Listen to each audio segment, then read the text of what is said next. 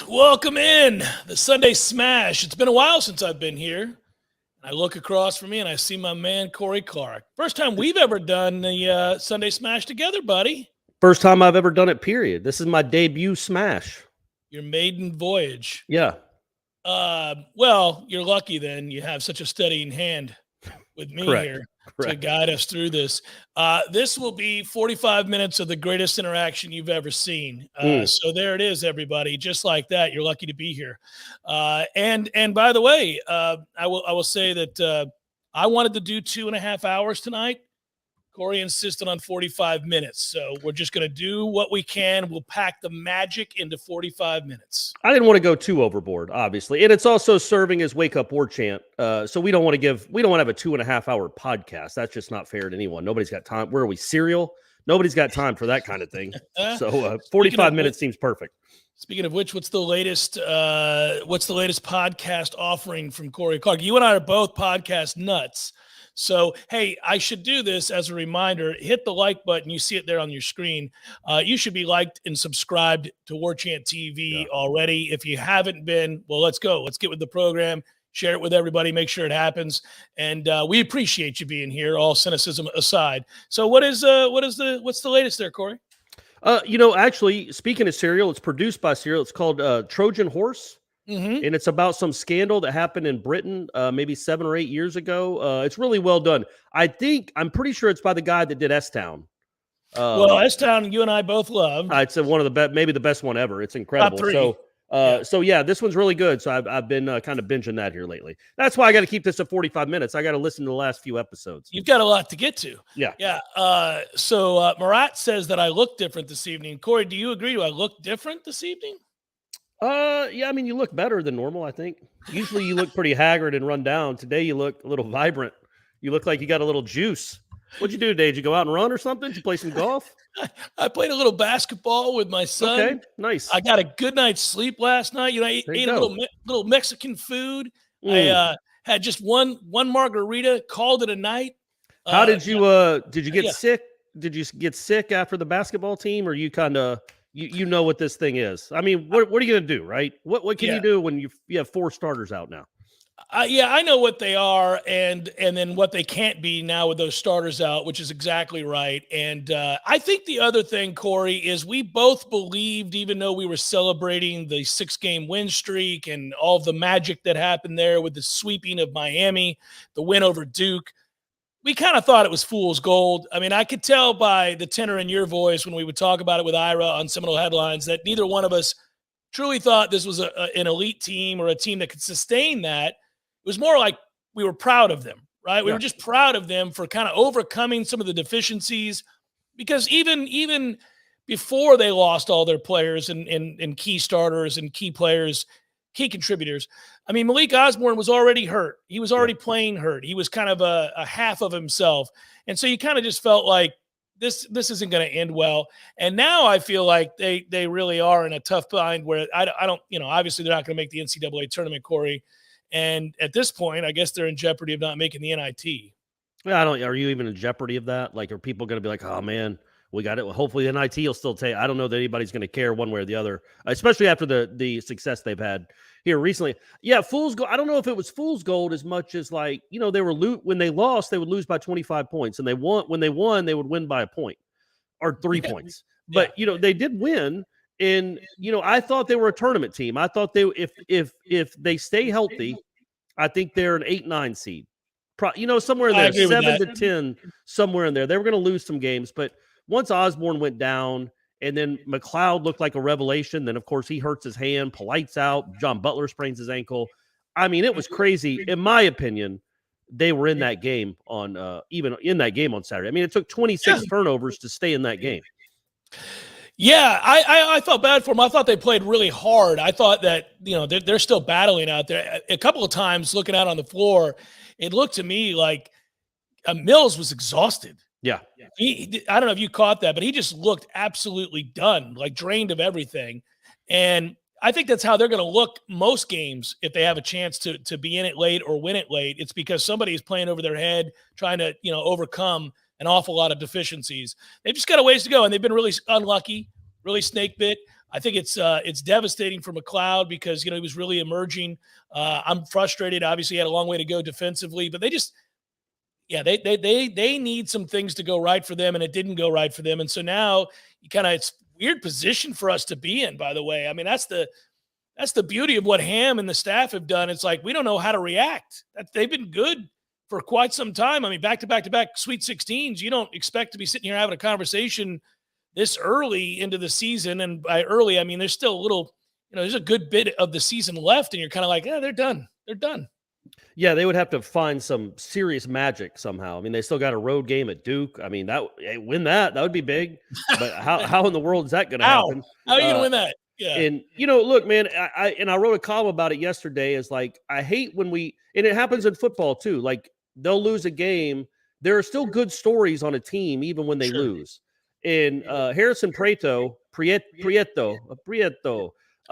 that's a great story, man. What an awesome story. A kid that's been here 6 years, a walk-on, hasn't played a ton, and he gets you 13 and 13 in a conference game. He's your best player for long stretches. That's I thought, so I wrote a column about that. Like, look, I know the losing streak's frustrating. I know Wyatt Wilkes is frustrating. I know other guys are frustrating. But let's celebrate this guy. 26 minutes, which is 11 more than he'd ever played in a game. And for him to kind of hold his own against a really good front line, I just thought that was cool. And it shows kind of what Florida State basketball still is, that they fight like that, even when they're down to like having to use a couple walk-ons in the middle of a real game. Kayvon writes, is this where the one and dones that we have had recently impacts us negatively? We don't have the 3 to 4 year players to dig deep in some of the junkyard dogs. Well, I mean, even some of those guys are out. I mean, Malik Osborne would have been that guy. He would have been the ultimate leader. He's been here forever, and you lose him. And yeah, I know you can't keep losing guys to the NBA. First round picks back to back. You can't keep having that happen and not think that it's not going to have an impact on you. It's not like they have an endless array of McDonald's All-Americans at the end of the bench to choose from. It is still Florida State. It's not Duke. So, I mean, they've done an amazing job. But yeah, they need some continuity. There's no question. And I think they're going to get it. What do you think, by the way? So let's go to that. Let's go, since we're already deciding, you and I, that this thing is done this year. Matthew Cleveland comes back? So no, the answer's no, right? I don't know. He can't make anything other than a dunk right now. He just can't. He can't. He's been awful shooting the ball from the perimeter, and he was shooting pretty well before this stretch here. He's hit a wall for sure offensively, and I get it. I mean, you look at that, and you're like, man, there's no way he is ready to go compete on an NBA floor. None. He can't. He just isn't a good enough shooter right now. Those 3-pointers he was throwing up at the end yesterday were just, it looked like if I would have shot. They have no chance. But you also know that's not what they're looking at. Right. So the other point I was going to make is there was one of those plays on a fast break where he takes it when they were making their comeback in the second half. And he is so springy and so fast in the open court. When you see that, you're like, yeah, man, that's why they want him. I mean, it is, when you see it in person, how fast and how quick he jumps and how springy he is, that is a different type of dude, man. It would be great for Florida State if he came back. It would probably be great for him in the long term if he could develop a shot. He could go from, like, I don't know, the 24th pick, the 33rd pick, whatever he would be this year, 29th pick, to maybe the 10th pick if he could have a consistent jump shot, maybe the 5th pick. Well, it's important. It's important, by the way. You said 33rd pick. It's important that he go in the first round, or sure, he should come back. I can't imagine it's a guarantee that he would go in the first round. I just can't imagine. There's a lot of really good basketball players, but there also aren't many guys his size that get off the floor like that and have that kind of athleticism. I mean, it is freaky. And people last year told us Scotty Barnes wasn't ready. Scotty Barnes needs to come back. He's not ready. I mean, he was the 4th pick in the draft. He's going to be an all-rookie. Cleveland isn't Scotty Barnes by any stretch of the imagination. Scotty Barnes was dominant on defense too. And even if he didn't score a lot of points, he could still impact the game. But Cleveland has had such a rough stretch that I just can't imagine his stock is at an all-time high. But then all he needs is a couple 23-point games, and maybe he's it would be cool if he came back. Because if he came back, Malik Osborne can come back. I think even Polite might be able to come back. I don't know how any of this works with COVID now. They could be stacked next year. I mean, they could be legitimately good, really good. let's address a couple of things here. Eric Angel, thank you so much as always for your contributions, brother. We appreciate you. And hey, also Eric, we won't be doing a Sunday Smash next week. I can't imagine because it's the Super Bowl. right. So good luck to you, buddy. I am rooting for the Bengals or Bengals, however we're supposed to pronounce it. I don't know if Jeff, if you are. I hope you are. I'm rooting for the Bengals. Of course I am. Yeah, I'm rooting for Cincinnati fans. Long suffering. So I'm rooting for you, buddy. I hope they win the game. Well, and also I said it when he was in college, and I said it during the draft, and I continued to say it throughout the course of the last 2 years. Well, he got hurt last year, but I'm a huge Joe Burrow guy. I just am. I mean, you could just sense it. You know, obviously he played at an unbelievable level at LSU in that final year, but he's a guy that people gravitate towards, and he's funny, and I think he does a lot of it tongue in cheek. I think he gets it. And he's also a hell of a football player, so I enjoy it. So I'm rooting for them too. So salute to Eric and the other Bengal fans. And then, a couple people noted about Scotty Barnes. It's so funny in college basketball, and here's why the way you were describing Matthew Cleveland matters. It's like you can watch a guy in college basketball, and he does not have, let's say, fans get told that he's on his way to your school. He's a one-and-done guy. Wait till you see this guy. And then he averages 7, 8 points a game. He has nights where you're not real sure he's on the floor offensively. You can see physically he looks like a freak of nature for his age, but you're kind of like, I don't know, man, he could use some more seasoning. But that's not what the NBA is looking at. The NBA is looking at a body type that you can't teach, that's freakish for 18 years old in the case of Scotty Barnes, right? You look at a guy with that wingspan, the thickness, what he's going to grow into, all of this stuff, all of the fringe attributes that he's going to develop when he dedicates his life to basketball on a daily basis and doesn't have to go to college, and can play in an NBA system. And they say, okay, well, Kawhi Leonard, nobody knew Kawhi Leonard could play, right? He was a guy that they took a chance on in San Antonio, and they mainly did it because he was defensive-minded and he was really strong. He didn't have much of an offensive game. He had huge hands, big wingspan, pretty athletic, but not much of an offensive game. And then now we see Kawhi Leonard, well, when he plays, which has been about a year and a half, but when you see Kawhi Leonard, you're like, oh, well, shit. Maybe that's what they saw. And that's what they're looking at with a lot of guys who don't come in and have a massive impact right off the bat, even though they're one-and-done guys. And that's my fear for Matthew Cleveland, or for us anyhow, losing Matthew Cleveland, is you're right, he's not Scotty Barnes, but he is still really young with the rest of the next 3 to 4 years to develop. With a body type like that, springy as all get out, athletic as all hell, and he's going to develop the other aspects. So I worry that they'll just see him physically and go, all right, we'll develop the shot. We'll figure everything else out. Yeah, for sure. And there's such different games, right? The NBA and college basketball, they're the same sport, but barely.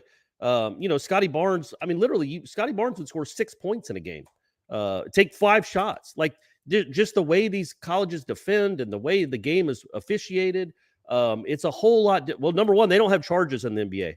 You have to kick a dude in the chest, full speed, donkey kick him to get a charge called in the NBA. In college basketball, buddy, if you shoulder him a little bit as you jump by him and they fly backwards, we're going the other way because – Jeff, I don't know if you've ever read the game before. I'm with you on this. Corey. And by the way, I know it's been a dedication for yours, and I'm with you. You should say it louder. You need to write a column like you did on the holding calls. You need to get this done because it's nonsense. It makes it hard for me because I love college basketball, Corey, but you and I both watch the NBA.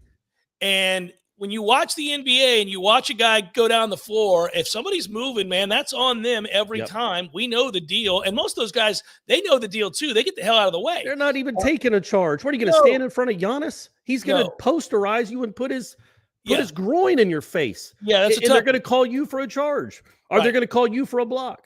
Yeah. So, it drives me nuts. And by the way, officials in college basketball not only like to call a charge, which is most of the time erroneous. They also like to be theatrical about it. Oh, they love it, man. Dude, they get off on calling charges. It's crazy. It must be. That's what I was going to say. It must be the best feeling in the world. It must be better than – think about the best night any of y'all have ever had in your lives doing whatever, a meal, a date, whatever it was. At the end of the night, whatever that feeling was, calling a charge must be twice that. It must just – it like a lightning bolt through your body. It must feel so good because I don't understand it otherwise. And there was a play in that game yesterday where there was an awful charge. One of the charge calls I thought was pretty much legit on Cleveland. The other one was awful. Of course, they called it a charge. And then late in the second half, they have a 3-on-1 break. And Ira's next to me, and it's Cleveland and Raekwon Evans on the break. It's 2-on-1. There's one dude back. And Ira's like, do not pass that ball. He's yelling, don't pass that ball. Don't give it up. Cleveland gives it up. Evans misses the layup. They go the other way. I'm like, buddy, he had to give it up because the ref was already getting ready to call the charge before they just he's been called with so many dumb charges, so bad charges that, so he knows going to the NBA, that stuff's gone. They get out of the way. They don't call that nonsense. Yeah, I know it's frustrating. Let's go back up over here to a couple of questions. I mean, when we're on here, we should answer some questions. So somebody brought up that somebody thinks I was on Friday. I guess somebody on the message board said this. I don't know, that I was especially negative when I was talking about the ceiling for FSU and where football's at. Oh, let's go, man. Let's go. What do we think the ceiling is? What'd you say? You better not say 5 wins. No, I didn't say that. That. Yeah, I know. You got nervous, didn't you? Here's Tom's question. Hey, guys, Jeff, I was reading on Warchant this morning that you were really down on the football program for next year. Only, I think he left the O off. Only caught the first 20 minutes or so of the show. What gives, buddy? No. So this is what happens on any show, not just mine, but you have a long-form conversation. We actually spent like 3 segments on this, and it was a big-picture conversation on what is it that is reasonable for Florida State fans to expect moving forward. Is the standard what it used to be, or have we now, if we're pragmatic, altered what we believe is possible given that what Florida State can do in the NIL and what Georgia, Alabama, anybody else with those kinds of deep pockets have decided to do is very different. So you're Texas A&M maybe? Yeah, Texas A&M might be a candidate. Yeah. Corey, and I know they're not doling out money at Texas A&M. Just listen to Jimbo. He's telling you. I mean, when you get a chance to live in College Station, you're not passing that shit up. You can't. My girl, Stephanie went to College Station. She loved it. I mean, you are not going to pass that up. You would pay. Most people do. You would pay, $500,000 to go to Texas A&M. With all those weirdos. So what I said was that the new normal might very well be, and we compared it to a bullshit program like Oklahoma State. And I said, look, at Oklahoma State, if you go 9-3, that's a really good season. And in fact, if you keep going 9-3 or 8-4, and God forbid a sprinkle in a 10-2 here and there, you're set for life. Gundy ain't going anywhere.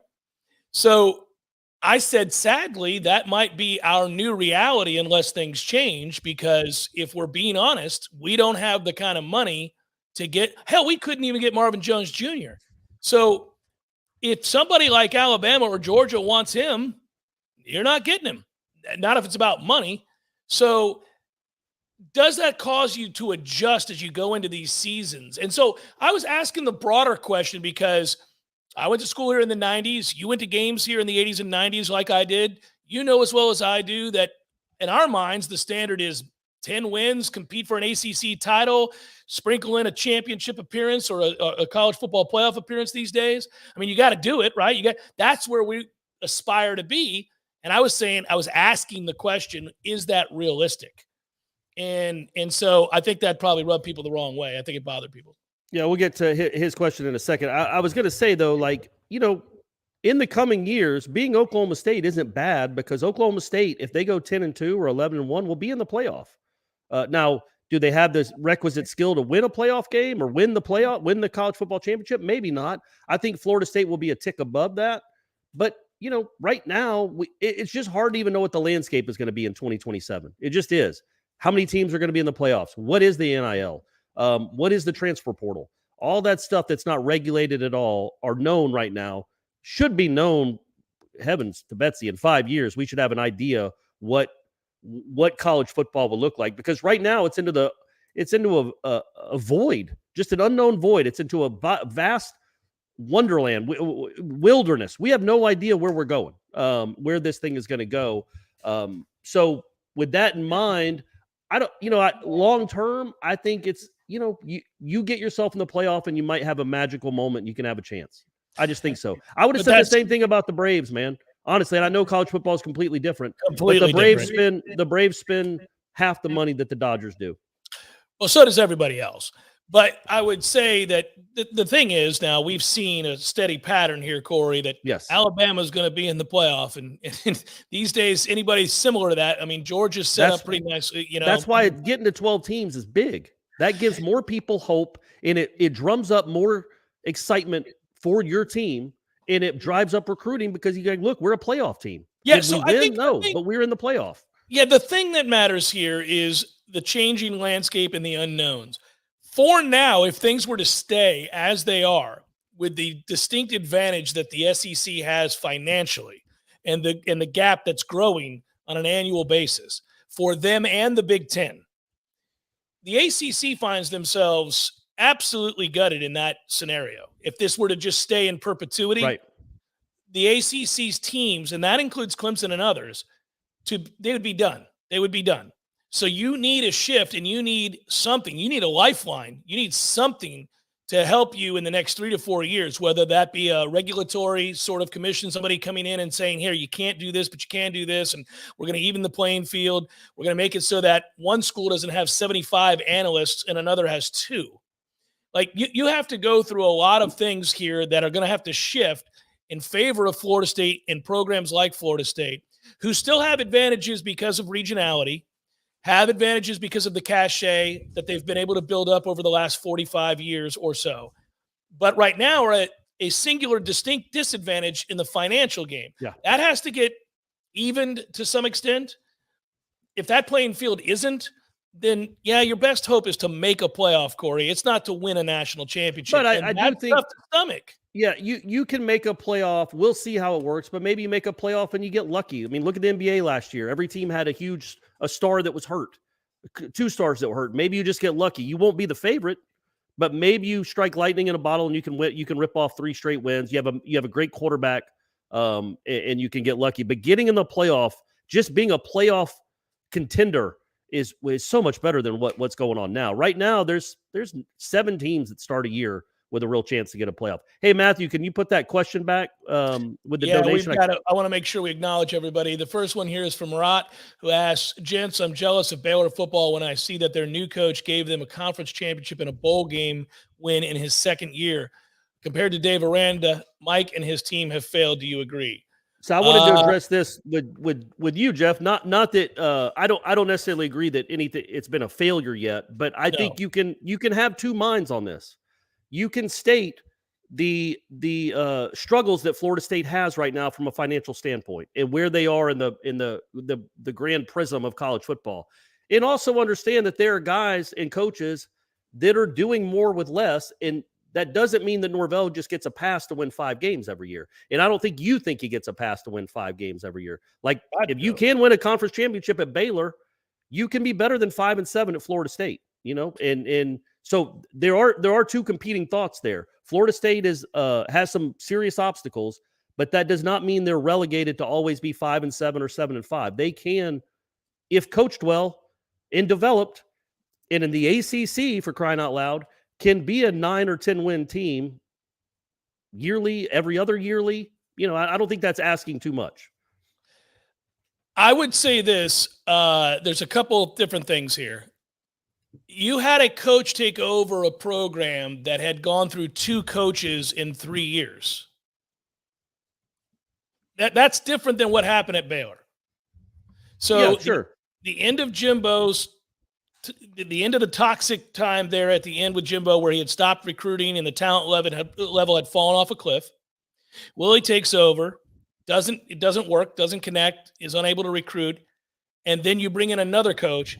And then, so we now know that any of these first-year coaches in the era of the early signing period, that first class is always a bust, virtually always, and it's not just for him. And the guy at Baylor took over from Matt Rule, who would develop. Right. Now, Matt Rule did an incredible job. That's my point. Matt Rule had brought a ton of talent to Baylor. Yeah, took his job to the NFL. Baylor segued nicely because of Matt Rule to Dave Aranda. Whereas here you had nothing but chaos and toxicity in the locker room and a talent depreciation. In addition to that, add the COVID year. So now all of a sudden you got a guy who got a double kick to the balls. Yeah. And I think that that's what's tough to accept for all of us. I think to your point, Corey, it is a fun conversation because I can point out that it's not apples to apples when we do these examples with other coaches that have had success, like at Michigan State or wherever else you want to go. But I can also agree with you that you can't be average to subpar in perpetuity. I mean, This is a very important year for Mike Norvell and his staff. If I'm being critical of Mike Norvell, it's not the on-field product right now. And I actually think he's a good coach. Just as coaching day-to-day goes, I think he's a very good coach. But I think he's had some missteps with the staff, and I'm talking about the off-the-field staff specifically. And I think that those things could end up coming back to haunt him. But if he has a really good season this year, and we'll see, I mean, I think 8-4 would be a really good season. If he goes 8-4 and continues to kill it in the transfer portal and clean some things up off the field with his staff and make some hires, they got a chance to turn it around, and he can get some momentum, and he could be here for a long time, and they could maybe reach those heights that we want them to. But I think this is a very important time because if he goes anything other than 8-4, Corey, if he goes 7-5 or 6-6, you have zero momentum in recruiting. Who are you bringing in at that point that are the creme de la creme of the recruits that are going to bring you to that next level? He won't have them. No. And he won't have access to them either. Exactly right. And again, at some point, what happened? The scoreboard is going to matter. We all understand what he was up against. But if he goes 6-6, 7-5, and going into year 4, he's a 500 coach or whatever he'd be, less than that at that point. Man, it'll be a hot seat. And we like him. I think he is a good coach. I think he has turned the culture around and brought some stability and accountability to that program that wasn't there with Willie and wasn't there at the tail end of Jimbo. But man, you got to start winning too, because Florida State fans, it's a different breed. When you're the winningest program in the country for 4 decades, you don't it's hard to just sit back and be pragmatic, especially when you keep losing to I guess I can cuss, but I caught myself there. When you keep losing to Louisville and Wake Forest. If that keeps happening, it's hard to sell Florida State fans, be patient. One day you might be as good as Wake Forest. That's not something anybody wants to hear. That's not how we want to live our lives. That's not why we got into this, Jeff. We didn't get into this, Jeff, to chase Wake Forest. Are you kidding me? So I get pissed about it when we start talking, and the reality, John, the answer to that is one more win. Yeah. Anyway, go ahead, Jeff. No, so what I would say is the reality. When we start talking about, and we've had this conversation, damn, Joel, get to you in a moment. My goodness gracious. Thank you. Get to him right now. I will, but I'm making a point. Okay. And no matter how much money Joel gives us, my point is. Yeah, your point trumps everything. I got you. Yeah. So what I would say is when we sit around talking about whether or not Florida State has a chance to beat Louisville on the road on a Friday night, whether or not they could bounce back from last year's shellacking against Wake Forest and make enough progress in the offseason, transfer portal, recruiting, quarterback, whatever, to actually beat Wake Forest this year. I want to throw shit across the room when we do this, when we have this conversation. It's unbelievable to me. Now, I'm spoiled just like you are, and I was really spoiled here. Corey, I'm in the student section in 91, 92, 93. Yeah. I mean, it's hard for me to sit here and watch this, but then I'm also a realist, and I want to have real conversations and not pie in the sky nonsense. Right. And I don't want to set people up to think that we're going to be this, and then we turn around and we're average because I know the person. Like, I was mortified when I went out there for the spring practices last year, and then we went into fall, and I'm like, man, there's just not enough talent here. Right. We were all having this debate. They're going to be better. They're going to be better. But I don't think they're appreciably better to the point they're going to win 9 games. I doubt that. Right, but I think there's 2 conversations. It's how long if and even if can they get back to national prominence and be a top 5-ish team year in and year out. That's going to be, in the current landscape, it's going to be very hard. It's hard for most teams, not other than like 5. It's hard, maybe USC now with Lincoln Riley, but it's Ohio State, Georgia, Alabama, maybe one other team from the SEC. There aren't many. Everybody else is kind of fluctuating in that 6 to 8 win cycle. And occasionally we'll have a really good year. But I think the first step is, man, just be the second best team in your conference. That's not asking a ton. You are not in the SEC. That's fair. So just be the second best team in your conference, and let's go from there. Let's rally back when that happens and be like, okay, now let's take another step, because to me, that's not asking too much. That's not asking too much to within 4 years be a bowl team, but be the second or third best team in your conference and compete, at least be in the running for an Atlantic Division title. Have a game in October and November that matters. And it's been so long since we had that. Joel writes, Mike Norvell was thrown into a nearly impossible situation and is bringing us out. All the haters will be kissing his feet in a couple of years. Joel, we all hope you are right. I concur on some level. I do think Mike was thrown into a very difficult situation. That said, to Corey's point, he's paid handsomely, and he's not a volunteer. So there's a lot of work to get done here, and it's got to get started to get done. And I think it is. Maybe not as fast as we all want. It's tough, man, but I think they've made a lot of progress. I know they've made a lot of progress with what the expectations are day to day within the program for the student athlete, like what is expected of them. That seems to be uniform. Coaches all get it. Players get it. You live to that standard or you don't. That wasn't always the case previous to him. The end of Jimbo's time, it wasn't. I don't think Willie was able to really get a hold of that either. So I think he's done a good job there, which gives you a chance to win more games. So now we got to get with the getting. Yeah, and going back to, I think it was Damon's question that Matthew had just popped up there about the precedent for great teams to fall off the map. Well, clearly, yeah, yes. Tennessee, Nebraska, USC, Miami. Why is FSU different? Well, right now it's not different. It's in the same boat as I would say, though. Well, they're in Florida. They're not in Nebraska or Tennessee. Nebraska is impossible to recruit. Tennessee, it's just, Tennessee gets most of its, or when they were good, not a lot of those players were coming from Tennessee. It is not a recruiting hotbed. Miami facilities are a joke and have been for years, and that's a big factor now than it wasn't maybe 20, 25 years ago. FSU that's just it. FSU has some advantages. Mainly the fertile recruiting ground. Passionate fan base, great stadium, all that stuff. Warchant. I mean, just think of if you were a 17 or 18-year-old kid, Jeff, and you were a high school recruit. That's right. And you were thinking about where you were going to go. And so you're doing research on, FSU, Notre Dame, Ohio State. And then there's a Warchant, there's a Sunday Smash. Look at all these people engaged and invested in this program. I don't know how you say no to Florida State when you have this kind of media. It's a monolith, really, is what we are. We are a juggernaut if you have this kind of media juggernaut following your team. Yeah, it's imagine I'm me at that age, but there's this other me who works for warchant.com and the kind of insight and brilliance he spews on a daily basis and is paired up with a genius like Corey Clark. Man, are you kidding? And I get to listen to him and read him and listen to him together on a Sunday Smash or Seminole Headlines. He's joined by Ira and Tom and Aslan and Austin and Michael and Gene. And the next thing you know, I think, what the hell am I doing? Where are you going to go to Ohio State? What do you want Bucknuts to be asking you questions?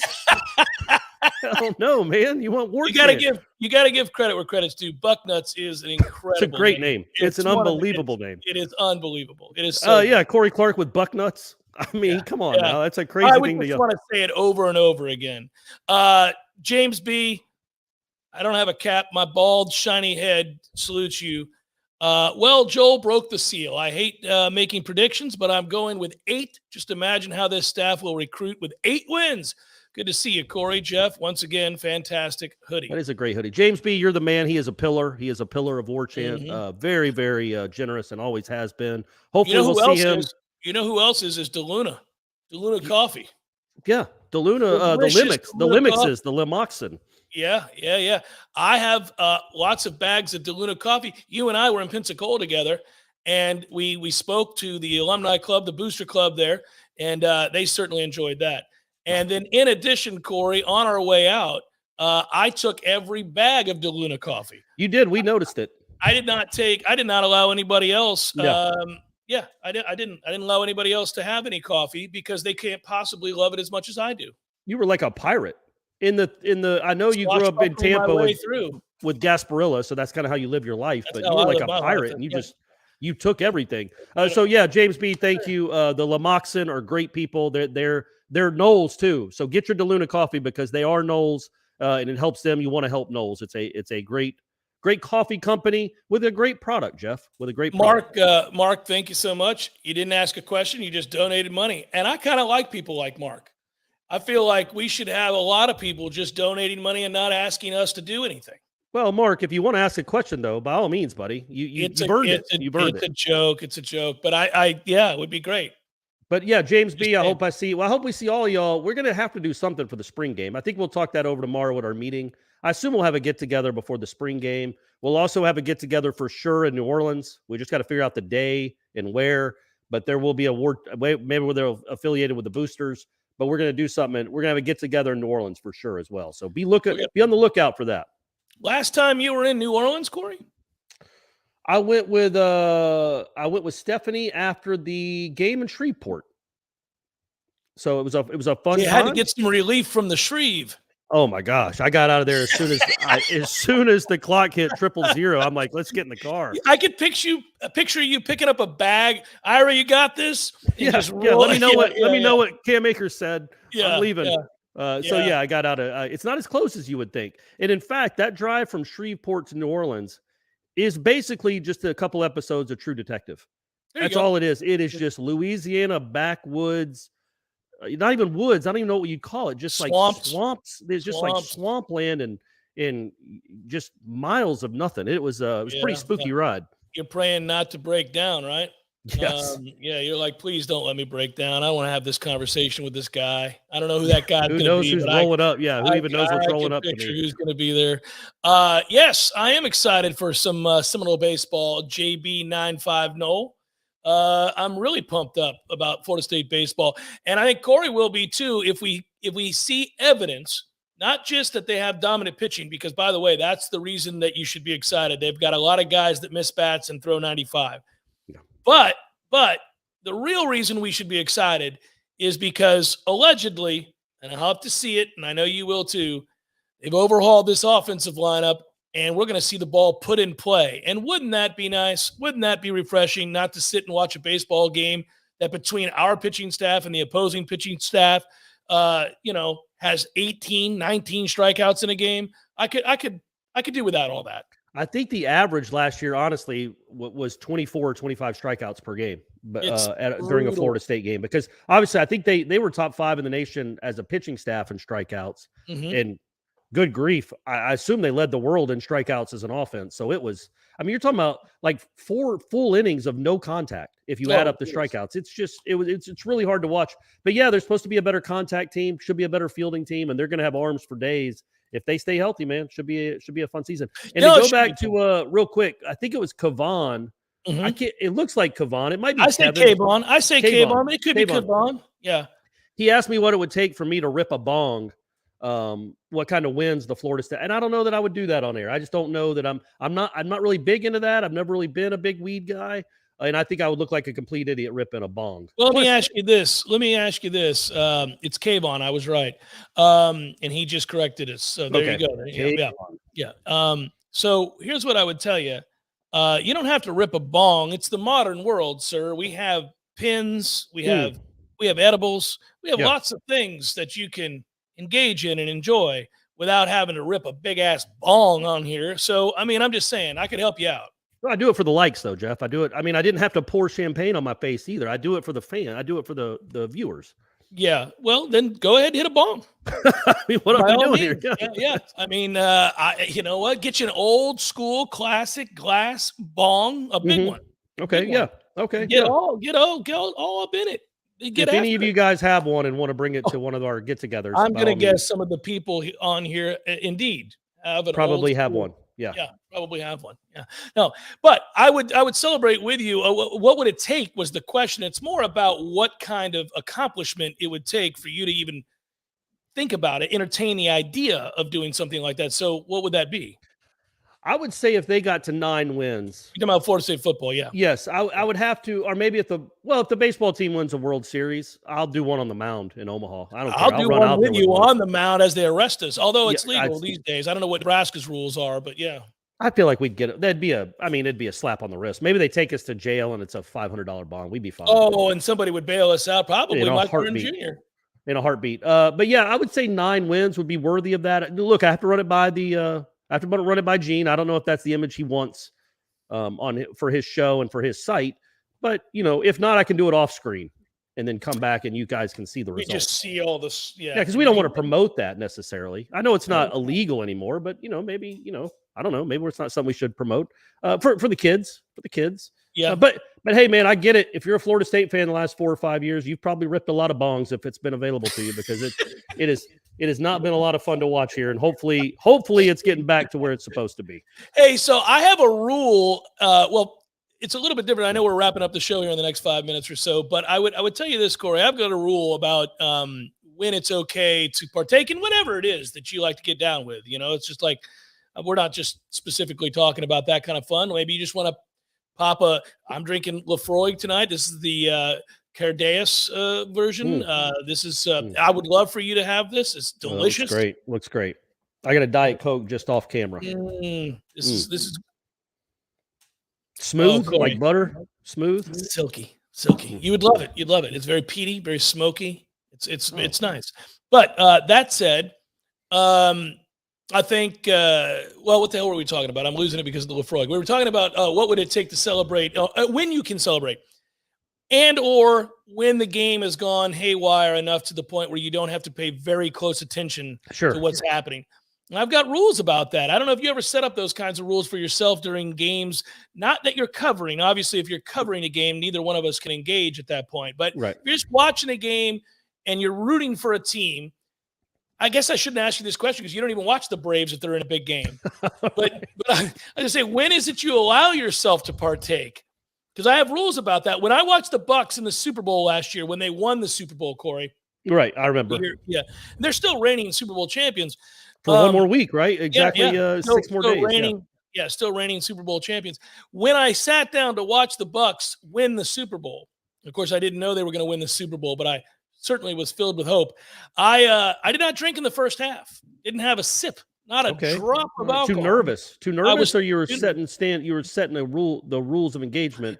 I was too nervous, but I also wanted to really lock in and kind of get a feel for what was happening. I was assessing the offensive and defensive lines. I can tell you midway through the second quarter, with the way the Bucs offensive line was playing and the way that Kansas City's offensive line wasn't playing, I felt like we might be able to pop a cold one here soon, boys. But you never know. Mahomes is a scary dude to root against. Yeah, there's no doubt. Him. Yeah. There's no doubt, and I'm always nervous.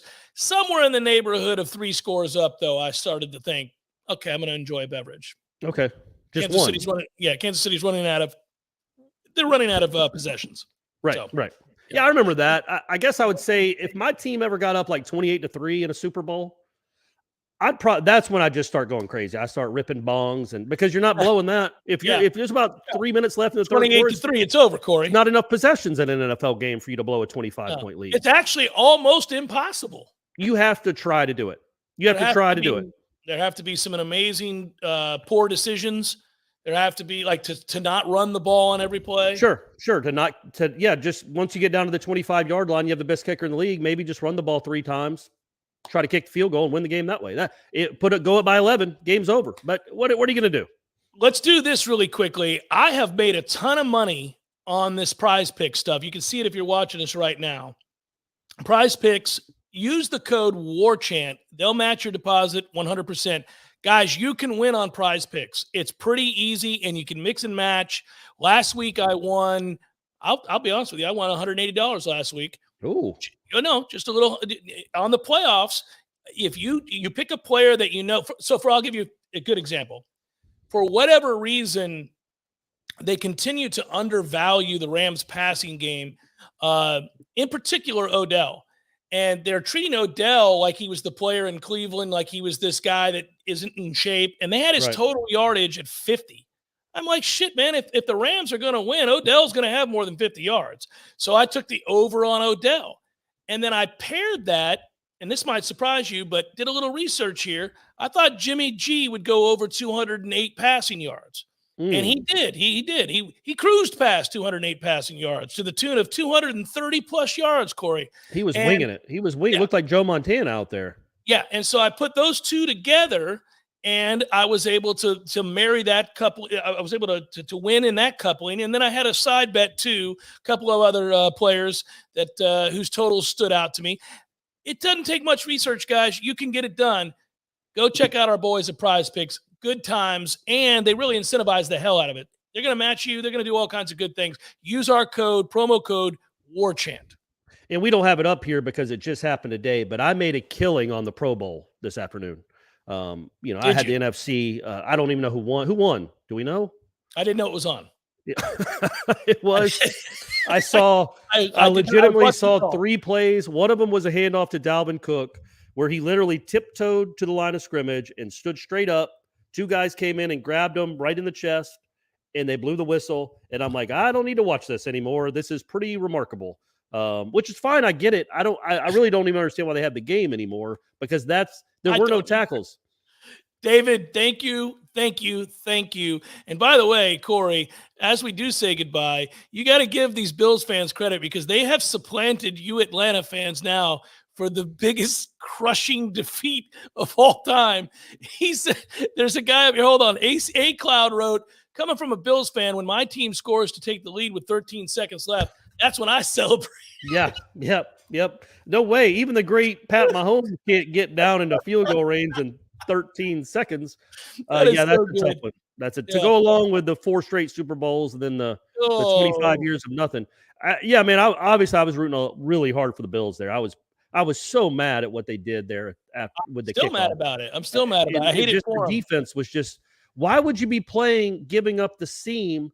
Getting out of bounds isn't a big deal because they have timeouts anyway. So why would you have a defense set up? There's no good reason, Corey. We can do this all day long, buddy. They're going to be asking that question over and over and over again. And the thing is, they've got a good coach. It's crazy. Here's what the NFL has to do.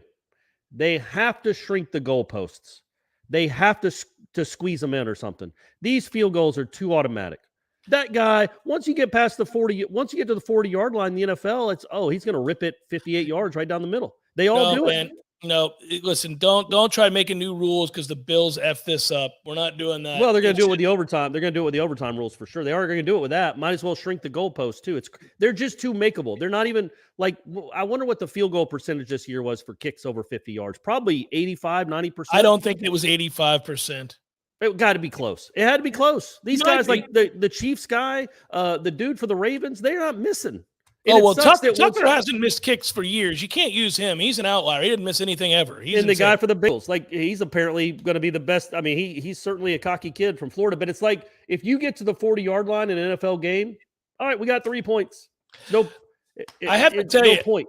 I will say this: if there's going to be an ultra cocky member of your team, you want him at one of 2 positions: quarterback and kicker. Man, absolutely. If that guy's saying we're going to the Super Bowl, dude, that's out there. I got to give that kid all the credit in the world to say, I guess we're going to the AFC Championship game. I guess we're going to the Super Bowl. I'm like, okay, shit, this guy's not having it.